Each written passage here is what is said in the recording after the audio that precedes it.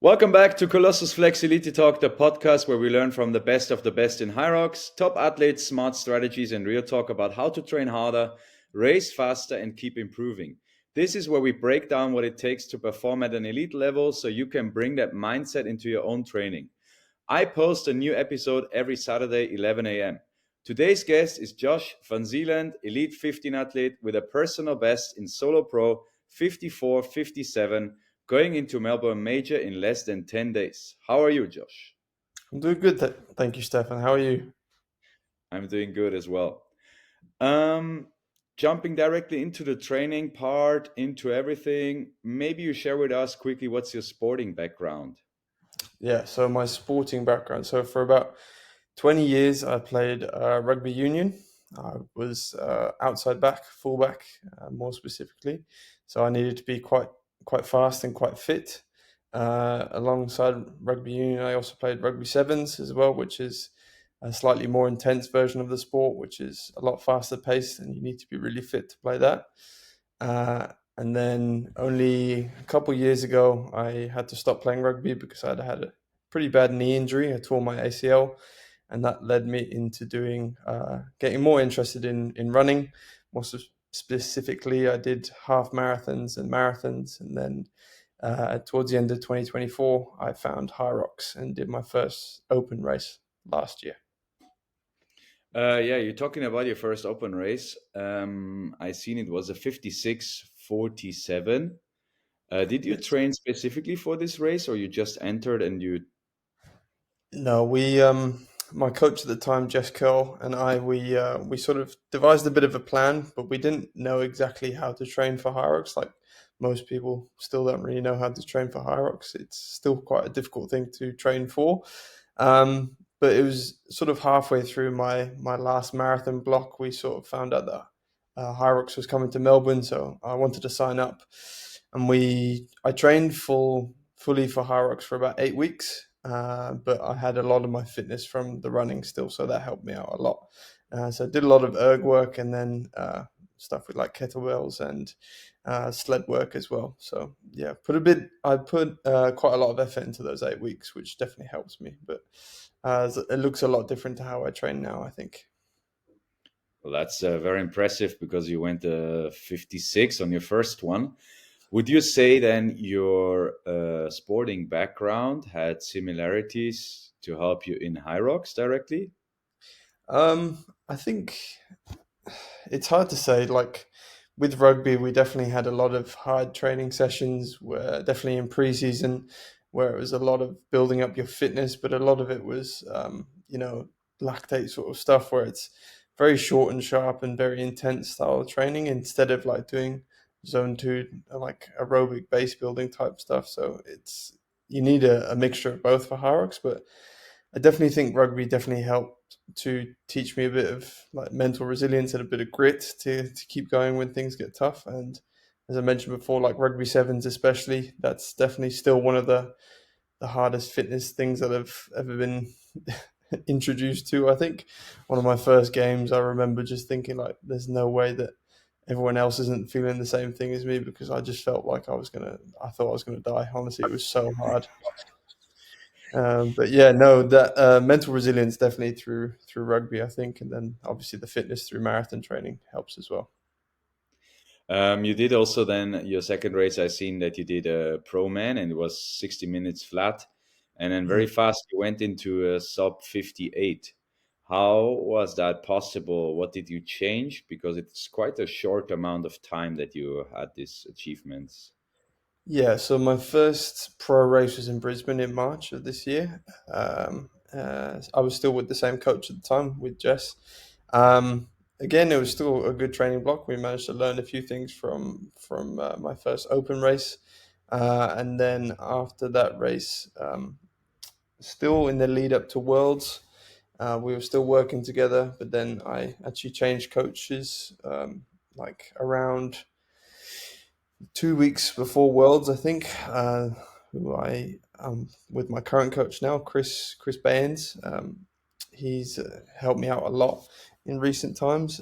Just sort of changing the way that we train. Like before, I was doing a lot of I didn't really know how to structure my week, so I was doing like double days every day, but I was doing hard and easy sessions on the same day. Whereas now it's hard days, easy days, sort of separated throughout the week.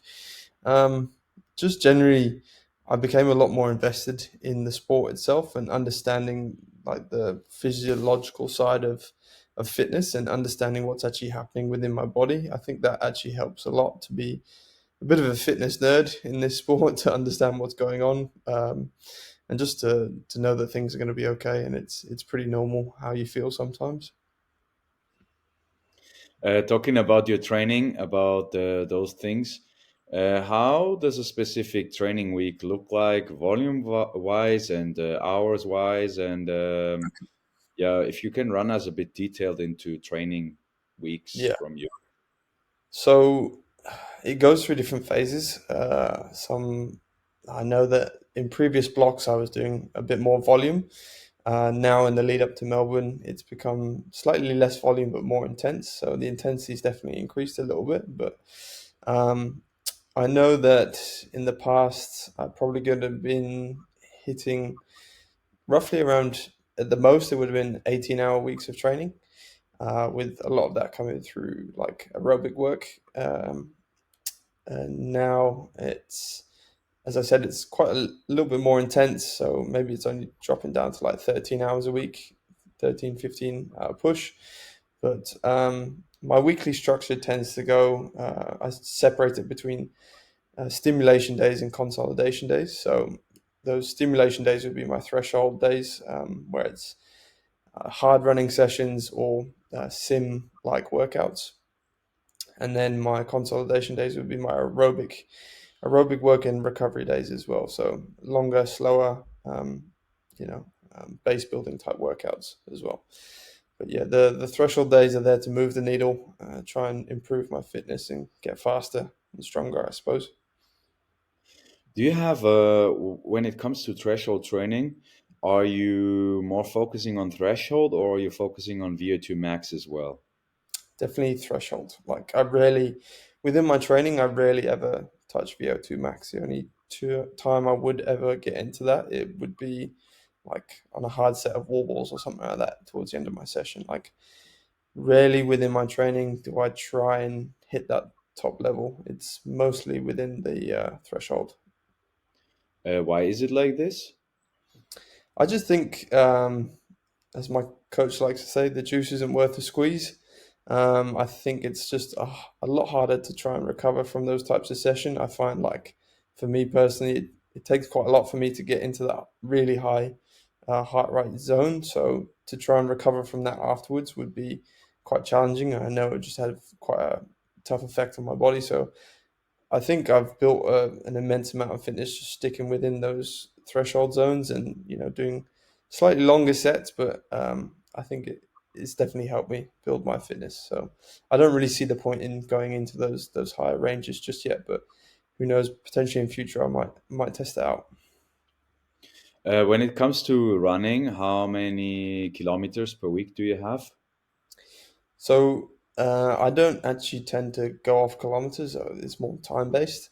But if I had to guess, I'd probably like it ranges between 50 and possibly 80 at my max kilometers per week, I'd say. So I don't try and go anything above that. Otherwise, I think I tend to come into a few obstacles with injuries or just small niggles that tend to pop up.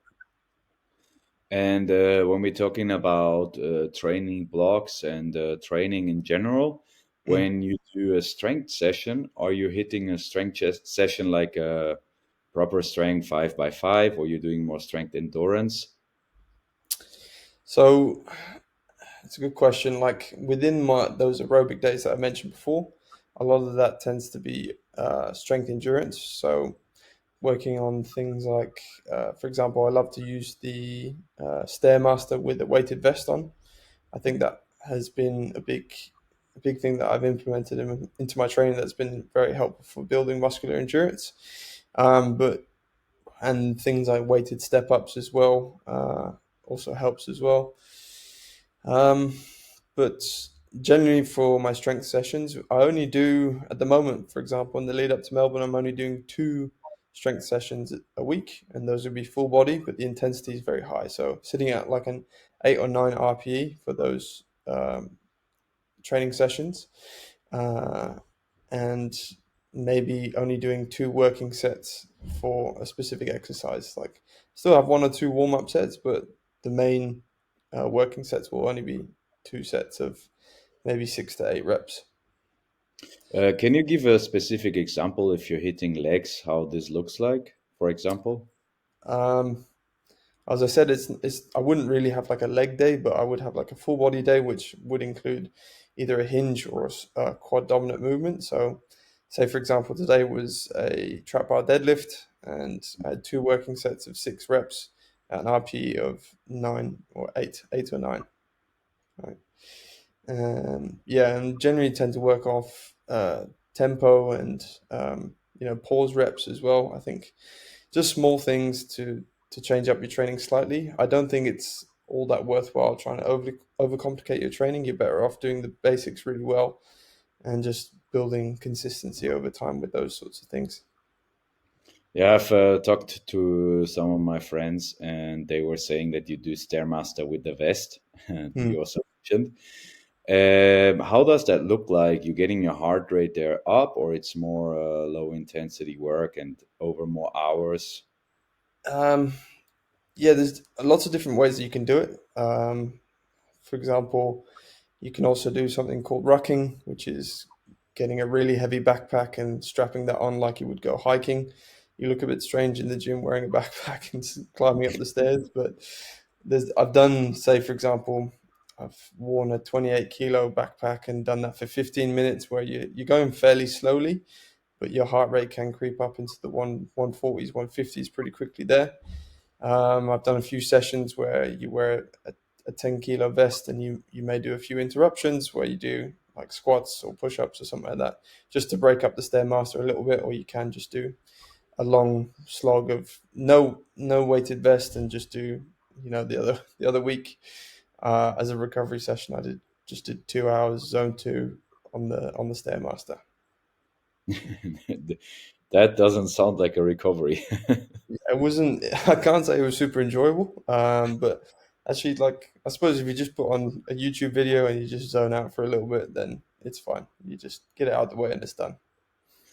What would you say is the benefit behind doing the Stairmaster with the weighted vest? Are you getting better at the sled push, for example, or Yes, how does it I help you? think I think it does have some sort of carryover to the sled push because if you think about it, it's a very concentric movement. So you're consistently stepping up and you're going up, and there's no real deload. You're not going down or eccentric movement throughout the Stairmaster.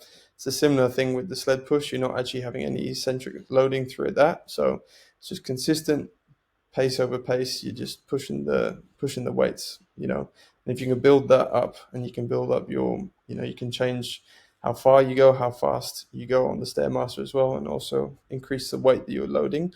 I think it's a really good way to sort of increase your muscular endurance. With lots of different factors that you can use as well. Yeah, I heard different approaches on that. For example, on the sled push, some people do hill runs Mm, or even bike, like hill biking. yeah. But it's pretty interesting. Um, so you have roundabout, would say your top is 18 hours training per week, and right now 13. How is the prep for Melbourne going for you? It's going really well actually. Like sometimes after a race, if it goes well, I find that my motivation is pretty high and it keeps me going for a little bit longer, and I'm willing to put in hard yards in training. Whereas for a race like after Perth, where maybe it didn't go quite so well, it definitely took the wind out of my sails a little bit, and I found it a little bit harder to sort of get back into training and pick myself up mentally after that kind of race. So the motivation was a little bit lower, and then took a little bit more time to build momentum. But after Seoul, it was a great race for me. I was really happy with how I performed. So motivation's at an all-time high at the moment. My training sessions have gotten a lot more intense, and just feeling really pretty good overall, to be honest. Like hitting all my training sessions very well, hitting new records in terms of like running or as I say, like things like the Stairmaster as well. I'm just trying to find little ways that I can find a win in every single session. I think that's really important to keep yourself motivated and keep momentum going throughout these training sessions, because they do tend to be quite monotonous. So you got to find something to keep you going sometimes. What was, if you think back or currently or in the past, what was your hardest session you did so far? Oh, If there is some um, really tough one. there was a period. Um, it might not even be like a threshold session. Sometimes it's just like those aerobic sessions that just go on for so long. And I probably don't do it the best way sometimes. Like my coach writes out like a part A and a part B, and generally you're supposed to have a fair bit of a break between A and B. But sometimes I like to get things done out of the way, so maybe I'll have like a quick gel, some carb mix or something in between, and then get back into it, which probably doesn't work in my favor. But honestly, some of those long stairmaster sessions with those interruptions can be quite grueling. Some things are like weighted burpees, for example, as well, pretty tough. Um, honestly, some when you're a little bit further out from a race, doing like long threshold sessions on like the ergs, like I know I've done 5x5s on ergs before at like threshold pace, or 4x5s as well, and those can be really hard. I mean, even things like today, I did a 2K at race pace on the row at the end of my session, and that never seems to get any easier. So there's always a hard session to be taken, I think. Talking about hard session, about those things. Have you ever overcooked yourself? Have you been into overtraining? What do you think about this? Because I had the other day a talk with Bo Wills, and he spoke about that. He's pretty sure that any elite athlete overcooked himself, and it's part of it if you want to succeed to know your limits. What is Mm. your thought on it? Yeah, so actually, when it was before I actually got into HYROX, during my last marathon prep, it was for the Melbourne Marathon, and I gave myself a 12-week training block. And it was just something that I found online, but I was committed to finishing this 12-week marathon block, and I wanted to keep up my strength training. And then towards the back end of it as well, I wanted to include some sort of HYROX training in there as well. So I was doing a lot of load every single day. I looked back and I was doing like at least 90 to 100 kilometers of running a week at the time. And then on top of that, gym training 3 to 4, maybe 5 times a week. And then, also some erg work in there as well. And I was just doing way too much. But the thing is that I was underfueling myself as well. So I actually developed REDS, which is relative energy deficiency in sport, which meant that my immune system was completely compromised. I had fatigue, I had brain fog, I was in a terrible mood all the time. And because my immune system was so low, I actually contracted chickenpox like 2 weeks away from my race, which was not ideal. I managed to recover from that, and I still ran the race, and I got the time that I wanted. But that definitely taught me the importance of fueling properly, and listening to your body when it's telling you that it's hungry. And that's also taught me the importance of having hard days and easy days, and prioritizing recovery. Things like sleep, your nutrition, I just think are so important if you want to be consistent in the long run. And uh, you know, I've heard you ask questions about like uh, recovery trackers. I use something called Morpheus by Joel Jameson. I check that every morning. It gives me a good score. If it gives me a recovery score, and if it's above 80, if it's between 80 and 100%, then I'm all right to do my session. But if it creeps underneath that, then I tend to try and, or my coach and I try and change my session slightly to make sure that we're not overstepping and overcooking myself and at risk of injury as well. So you're entering already the heart rate tracker thing, Yeah. the recovery devices. Are you 100% trusting those devices, or you're more listening to yourself, or it's a 50-50 thing for you? Um, it's hard to say. Like for example, today, like a session today, I was sitting at around like an 80%, and I knew that in my body I wasn't feeling all that great. So I just, we changed the session ever so slightly to maybe decrease the running volume by like 3 minutes or something like that, and that was perfectly fine for me. I still hit my goals for everything that I wanted to do. The intensity was there, and it was perfectly fine. I think I've been guilty of this before, and a lot of the athletes that I work with have encountered that they become quite almost offended when they see that they have a low recovery score. They see that the recovery shows like 50 or 60%, and they send me a message saying like, "Oh, but I feel fine. I slept great. Like my body's feeling good." And it's not always the case. Like, although you may be feeling fine, your body's not quite up to scratch, and you're still in that sort of recovery phase.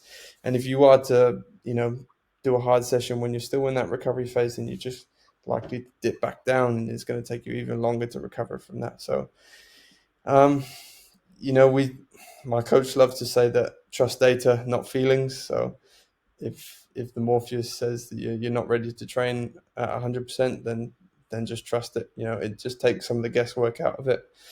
I'm sure it's not 100% correct all the time, but it's just an easier thing to trust, I think. Do you think it's important also to look at the resting heart rate? It's something that I wouldn't say that I'm overly aware of it. I do check it once in a while, like it's on my Garmin app. It's there, and I if it drops under 40 sometimes, I'm like, oh, that's nice bonus. But I'm not someone that's like overly concerned about it. If it does creep above a certain score, then maybe I would be worried about potentially I'm getting sick or I'm overtrained or something like that. So I don't take too much notice of it, but I am aware of it. The device you spoke about, is it something different to Whoop or Garmin, or it's similar? Yeah, so it's not something that you wear all the time. It's a heart rate monitor, and the way it works is that it connects to your watch, for example, throughout the day. So it will take your heart rate scores throughout the day, but then you wear the heart rate monitor first thing in the morning when you wake up, and it will ask you to sit there for 2.5 minutes. It will take a reading of your heart rate variability, and based on that, it will give you a recovery score, which will determine your readiness to train, essentially. Okay, got Um, it. yeah, What was the name again of it? it's Morpheus. Morpheus. Okay, I have to check it out. It's Interesting pretty already. good. Yeah. When it comes to the training part, and you said that you did also hard parts in your marathon prep, would you say also this helped you because you overcooked and you mentally went to these moments? Yeah. That marathon block was the first time that I've probably like had to do long endurance running, like threshold running, like past rugby training. Like in rugby training, one of the hardest training sessions that you can do is something called a bronco. So it's like a time trial where you have to complete, I think it's 1.2 kilometers of running in shuttle runs or suicides. So that's possibly the hardest running train that you do for rugby. But during marathon training, you're doing 3x5Ks or 3x7Ks, and with 2 minutes rest or something like that. And that's just a completely different world of pain. And if you're not experienced to that, then it's a pretty big slap in the face. So it definitely taught me how to endure those sorts of feelings, and also gives you the confidence to know that, yes, this is painful, but I can keep going, and I know I can keep going. So it definitely teaches you not only endurance but mental resilience as well. So I think there was a lot of mental resilience that came from my marathon training, especially because I wasn't doing things properly. Even when I was working with Chris, there would be at the very start there would be times where I was probably still not feeling myself properly for those sessions, and I'd say to him like, I just don't feel great. We reassess things. We work together with the great people at my gym. Kelly at Shredded. We sat down. She looked at my nutrition. She looked at potentially looking at some supplementation as well. And I started taking her advice on board, and I saw a huge change in the way that I was training and the way that I was feeling. Like that mental fatigue just went away, and I was coming into my training sessions much more energized and motivated as well. So it just overall it helped so much to be just a lot more knowledgeable about nutrition and the importance of it. So I definitely think that's something that I took away from that. Would you advise any athlete or any elite athlete having a coach? 100%. Yeah. I think having a coach is just one of the most, if you're serious about a sport, I think it's one of the most worthwhile things that you can do. Like, I myself am a coach. I have a few athletes on board for HYROX at the moment, and I just love hearing their feedback on any sessions, and I love hearing what they have to, how motivated they are to train for their next race. And I love seeing them improve week on week as well, and just passing on the knowledge that I've gained over the years in different sort of training realms, and passing it on to them and seeing them sort of understand and knowing how it works now and understanding their body better is really motivating for me. But for myself as an athlete, having my coach on board is just second to none. Like, I've said it before, but like, it's just, it builds so much confidence when you have someone that can give you an exercise to do, and you can give them the confidence to know that if I do this, then I simply will improve. Like, everything that I know, having the confidence to know that if I do X, Y is going to improve, for example, like, that's just, it gives you so much peace of mind going into every training session. There's nothing worse than just sort of floating in between training sessions, not really knowing what to do and not seeing any progress, which I think is a bit of an issue within the HYROX space, especially because people don't really like to stick to a plan consistently, and they'll chop and change their training because they get bored or they don't really know what to do. Having a coach that can sort of guide you for like a 4 week block or something like that, and you can make consistent progress week on week, I just think is invaluable. Like, uh, I think it's important and it's needed to improve in HYROX, to be honest. Makes sense, totally. When we're talking about the running and strength stuff Mm. numbers, what is your current 5K, 10K, half marathon, marathon times? Um, I haven't done a 5 or a 10K properly, like gone out and tried one, but recently I did a half marathon a couple, maybe a month or so ago, and I got 1 hour 10:43, I think, What pace is and that? then that was a 3:21 average pace, and then during that race I got my PBs for the 5 and the 10K, which is like, I think, 16:33 or something, and then a 33 flat for the 10K. Um, yeah, I think that's it. But I would quite like to go. Maybe after Melbourne, I'll go out and do a 5K. I'd love to see if I can get around a 15. That would be cool. But yeah, I haven't done one for a while. A marathon? Marathon, the Melbourne Marathon that I did was 2 hours and 41. That's rapid as well. Should be 340 Three something. 3:47 is what Strava says, I think. I don't know if you've seen, but Jake Dearden wants to go sub 220 on the marathon. Yeah, Or of course. See that? Yeah, it's huge. That's really I insane. mean, yeah, I mean, fair play to him. Like, it's I've done a marathon block and I know how hard it is, and I mean, just even running a half marathon at that pace was incredibly difficult. And if he wants to take on that challenge, then I give him all the respect, because it's an impressive feat if he can achieve that. Um, I hope he does, to be honest, because that would be really impressive, and I'm sure he'll shut a lot of people up. So that would be good to see. How about strength numbers? Like if we talk about squats, deadlift, or overhead press? Um, yeah, I'm pretty weak at the moment.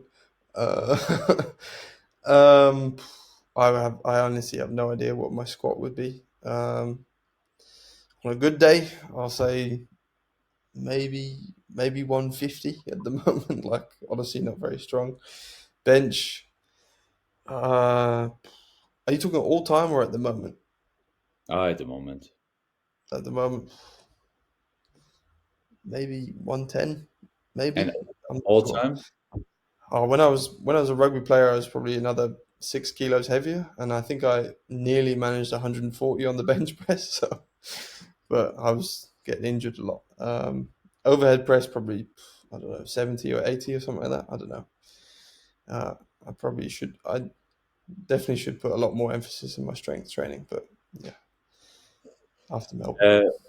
Uh, how does this numbers matching to HYROX? Do you think they matter somehow? They have no particular really matter for HYROX, like strength, Um, for example. I don't.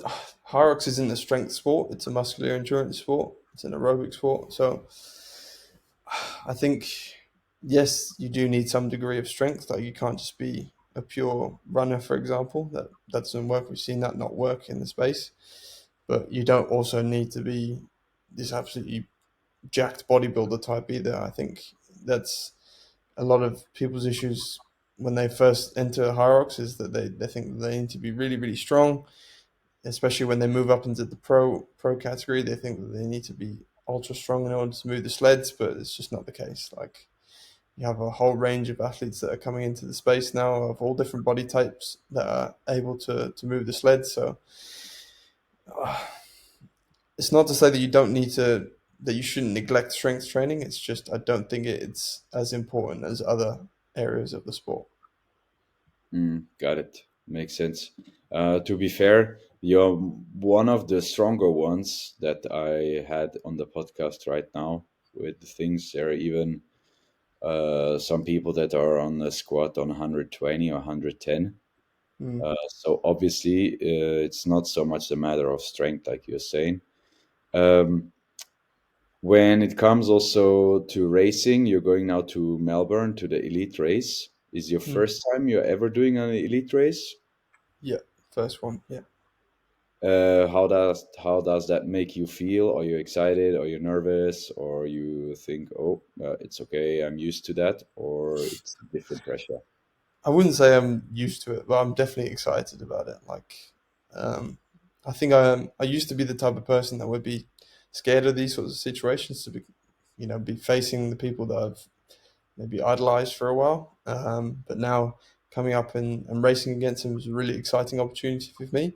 I know that if I want to be the best, then I have to race against the best. So it's just a great opportunity to see where I'm at the moment and to just compete. I suppose I love competing. That's why I'm in the sport. I love to push myself. So I want to see how I stack up against these guys that have been here for a while. So now I'm definitely excited and motivated, and yeah, can't wait to get out there. When you are racing, you follow your own strategy, or you see what the others are doing. I follow my own race. I race my own race. I try not to look at what anyone else is doing. I've done that once before and it just didn't work for me. I let ego get in the way, and then as soon as you're racing someone else's race, then you just not. It's not going to work out well for you. So I'm going to try and keep the blinkers on as much as possible and just focus on myself and race my own race and trust my fitness throughout. What do you think will be different in an elite race than in a normal solo pro race? You can still race your own race, or you have to somehow keep up with the others. I think it's still going to race my own race. Like that's the plan going into it. The main difference is that I don't have to bob and weave in between people on the track. That's going to be quite nice. Everything's going to be laid out quite nicely. I think. Yeah, I'm really looking forward to it. Don't have to worry about bag drop or anything like that. It's going to be pretty seamless. I hope. It's gonna be an easier day I for hope so. organization for sure. I hope so.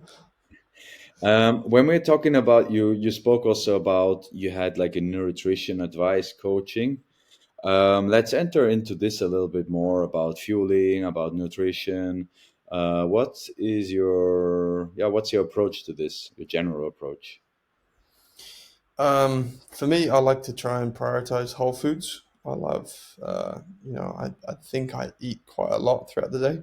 I don't know exact calorie numbers. I have a very good gauge of what works for me at the moment, and I just tend to stick to that. So, for example, I'll call it like real foods, what I eat throughout the day, not around training, tends to be very similar day to day. I only tend to increase my nutrition around training, which is like, for for example, carb mixes, gels, things like that, I'll tend to increase a little bit more around threshold sessions. Like either before or during those sessions, I'll have a few more extra carbs. But then generally throughout the day, like after a training, like that tends to be very similar day to day. Um, yeah. Do you think that a lot of people overfuel because they have hard sessions or they had a hard workout and then overfueling and eating too much? Or you're one of these people, persons as well that did this? I think it's actually the opposite. I think most people are underfueling. Like I think most people don't really understand when they should be eating or what they should be eating as well. I've tried to kind of educate a few people around this. Like the importance of carb timing around your training sessions can be quite important. You want to be focusing on, easily digestible carbs that can get into your bloodstream very quickly, like things like maple syrup, rice cakes, honey, whatever you want. I tend to do that before a training session, like maybe 60 minutes, half an hour before a training session. I'll always have like a handful of dates, and then I'll sip on like a carb mix, which has like 25 grams of carbs on the drive to the gym, for example. And then during a threshold session as well, I'll probably have another carb drink with 25 grams of carbs during my session as well, just to keep those glycogen stores topped up and help me feeling energized. I think where people tend to overfuel is in the lead up to a race. I think people are too focused on the idea of carb loading in the lead up to a race. For most people, a HYROX can last anywhere from 50 to 90 minutes, I'd say, for the general population. And I think you have enough glycogen stores to get through all of that. You don't really need to be making a huge effort to carb load 3 days before a race. I don't think it's necessary. For me, I tend to maybe prioritize carbs slightly more 2 days in the lead up to the race. I won't change too much in terms of my diet. Maybe add a little bit more rice here or there, but and prioritize protein and fats a little bit less. But I don't think you need to do like a marathon carb load before a HYROX. I don't think it's essential. When it comes directly to race day, do you have a specific tradition that you do, or half an hour before you take a gel, or during the race you take a gel? Yeah, usually before the race, I'll probably have some sort of carb drink around an hour. Or I'll be sipping it from an hour till the start of the race, so till the start gun goes off, and then um, maybe have maple gel as well before then, around half an hour before. I'd like to have some sort of caffeine as well. Um, doesn't matter what time the race takes priority. So my sleep always takes a hit after a race. And then I've started taking a gel after the rower um, during the race. Yeah, this is something I wanted to ask you as you talk about rower. You haven't done a doubles yet. Is that something that you consider or you don't want to do at all? I've had a few people ask me about doing a doubles. Some pretty notable people within the space, and it does Like, interest me. I'm not going to go into names. I'm not going to not going to give any names just yet. But yeah, I've had a few people reach out, and it does kind of interest me. But say for example, for the race on the next race next weekend, I kind of just want to focus on the elite race. I don't really. I just want to put all my effort into that, and then not have to think about racing for the rest of the weekend. I love Melbourne. Melbourne was my old home city, like before I moved over here. So I'm kind of looking forward to also being out in Melbourne a little bit. So I'd like to just race and then maybe enjoy the rest of the weekend, watch my athletes race as well. But otherwise, I'm not saying never to a doubles. I would like to do it because I think it could be quite fun, especially if you've got a partner that's very fast. Um, but yeah, no, I'm not saying never, but for the moment, it's just not for me during this year. what would you say is your biggest advice to people that do high rocks that you have seen over the time now? What would you give them as an advice? Um, it kind of goes back to what I was saying before, but like, don't be afraid to sort of do the workouts that may seem a little bit boring. Like, you know, you need consistency, but you also need a little bit of differentiation within your training as well. Like, it's not to say that week on week you should be doing exactly the same thing. Like, there's no point in doing, you know, week one you do 5x5 at whatever pace, and then you do the same workout the week after, like 5x5 on the treadmill, but you're still staying at the same pace. You need to find some sort of way to increase that. So I always recommend that you can keep the same factors. So, you know, 5x5 minutes, keep that the same, but try and up the pace ever so slightly. I think that's a big key to see, like small micro improvements, but those will compound over time. So the law of compounding effect, I think, is massive within HYROX, and people overlook that. They look for the massive jumps before they look at the small things. I think that's something that a lot of people need to think about within their training, and that's why I say, like, try and find a win within every single training session to make sure that you are compounding over time. You know, um, that sort of means that you shouldn't be changing your training sessions week on week. You need to have that consistency every single week as well. Consistency, yeah, that's a big part, I think, that people lack sometimes also Yeah, my coaching. I think um it's a yeah, question of entertainment. People just want to be entertained with their training sessions sometimes, uh, instead of just looking for consistency. But yeah, I think yeah, that pays. sometimes it's shit and boring, but it's part of it, I would say. It works. Yeah. Unfortunately, it works. Are you tapering or are you against taper week? Um, it's not like a full taper, but we'll do a bit of a deload. So drop back the volume a little bit, but keep intensity pretty high. I'll probably do my last intense session 2 days out from the race, give myself 2 days of easier work, and then should feel very fresh for a race day. What's your opinion on reverse taper, like doing the tapering 14 days before and then leading up to a race, going I quick can't say into I've it? ever tried it. I did hear you speak about it with, I think Sean Noble does that. Yeah. Uh, I can't see myself ever trying that. I don't know if it would work for me. Um, but I don't know. I can't say I've any experience with that, but I'd open to trying it potentially one day. Yeah, that's an honest answer. I like. Yeah, I think we are already at the end of everything. Running through every question. Do you have something specific more to say to the people or anything that comes to your mind? um, I think for the general population, when it comes to HYROX, I think they put a lot of pressure on the race for themselves. So people have already sort of gotten way too excited before they've even entered the start tunnel. Like, yes, HYROX is a very overstimulating sport. Like, just being in the venue is quite challenging.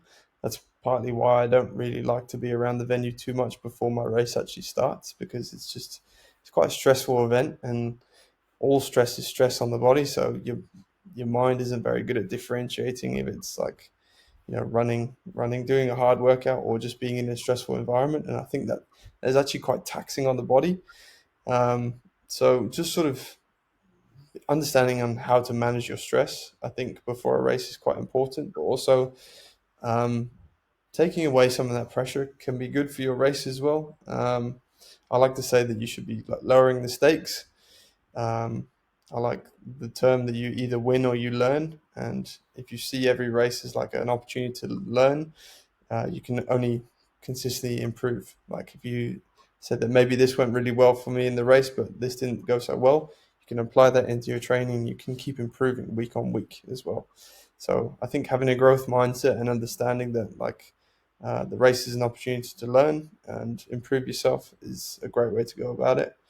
And just try and enjoy it as much as possible, because, like, too many times, like, people go into the race and they're too stressed and they don't actually enjoy it, or they forget to enjoy the moment, and smile as well.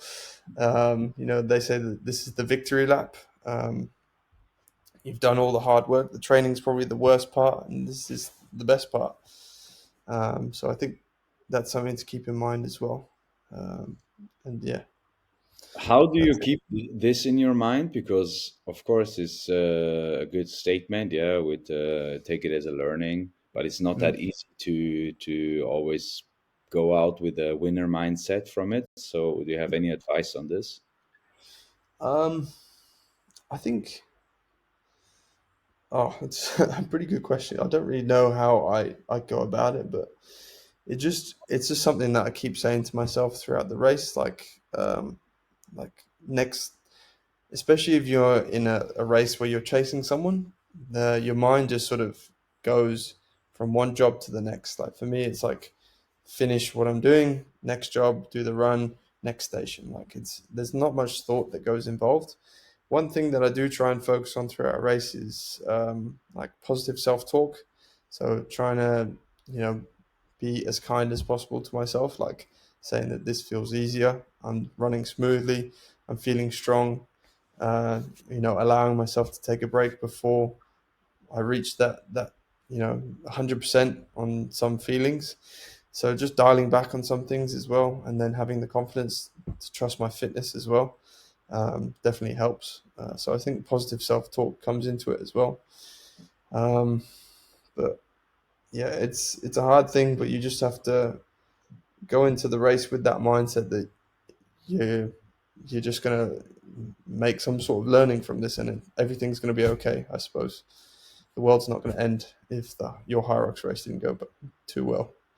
Sometimes it ends for a couple of days after, but Some people, yeah, I know, but you'll overcome it. you will survive.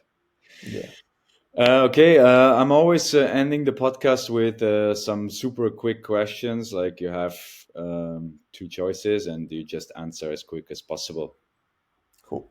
We're going for pasta or rice. Rice, Favorite HYROX station? lunges, Least favorite? ski erg, Run or lift? run. Who is your role model in sport? Back in my rugby playing days, it was Johnny Wilkinson. I have to look him up. I'm not in Yeah, a. he's a rugby player. I didn't expect you to know. You said you're not at the moment into doubles, but if you could pick any person in this world to run a doubles with, who would that be? In his prime, Usain Bolt. Oh, actually, no, Uh, that's probably a bad answer. Lance Armstrong in his prime. what's the best venue to race so far for you? Oof. S- Sydney was very cool. I liked Sydney a lot, but I like the idea of Strawberry Field in Stockholm. That looks very cool. I want to get there. Make sure that I get there. Strawberry Field in Stockholm. Yeah. Imagine there is any high rocks in this world. Where Mm. would that be? Like HYROX wants to do something on the cruise ship. What would you be your craziest imagination? I'd like to see. I'd like to see some sort of collaboration with like HYROX, but also like trail running. I think that would be really cool. Like I saw 247 did that Riverton event where they had like a ski erg, and then it went into like a trail run. But I'd love to see like a HYROX with like just a big old trail run after it as well. That'd be pretty cool. Or with a vest and stairmaster in between? Yeah, no, that would be so boring. Yeah. What's your goal in HYROX? I It's gonna sound a bit ambitious, seeing it's my first season, but I want to be the best in the world. I want to break the world record. Um, Heard it here first. That's what I want to do. I think it's normal as an athlete. You should believe in yourself and have high goals. Yeah, I'm not going to Melbourne for a haircut. That's for sure. So I'm there to compete. All right, Josh. Thank you so much for your time. We're done with the podcast, and all the best for you in Melbourne. Thank you very much, Stefan. Enjoy the rest of your day. Thank you.